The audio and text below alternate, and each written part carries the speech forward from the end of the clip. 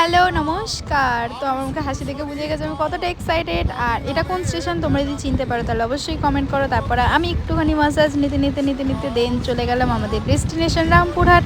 হ্যাঁ, তোমরা এতক্ষণে গেস করে ফেলেছো আমরা আসছি আজকে তারাপীঠ। তো তারাপীঠে ঝপাঝপ পৌঁছে গিয়ে দেন একটা রুম আমাদের অলরেডি বুক করেছিল, সেখানে গিয়ে ঝটাপট রেডি হয়ে আমরা চলে গেলাম মন্দিরে।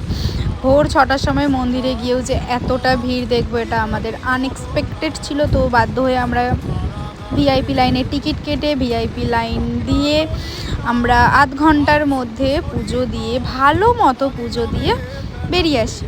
তো এই যে দেখতেই পাচ্ছ আমরা লাইনে দাঁড়িয়ে, তাও ভিআইপি লাইনেও কিন্তু যথেষ্ট ভিড় ছিল তখন ওই সকাল সকাল। তারপরে এই যে দুজনের মধ্যে কাকে বেশি ভালো লাগছে তোমরা কিন্তু কমেন্ট করে জানিও। দেন এই যে স্যার আমাকে হাত ধরে ধরে নিয়ে যাচ্ছিলো, কারণ ওখানে সত্যি অনেকটা ভিড় ছিল। তারপরে আমরা অঞ্জলি দিয়ে ফাইনালি গেলাম মায়ের মন্দিরে। মায়ের চরণ দেখে, মাকে দেখে তো আমার মনটা আলাদাই শান্তি। তার ওপর যদি পেয়ে যাই পদ্ম ফুল তাহলে তো আর কিছুই চাই না। দেন এই যে আমি আর স্যারজি পুজো দিয়ে বেরিয়ে গেলাম। টাটা।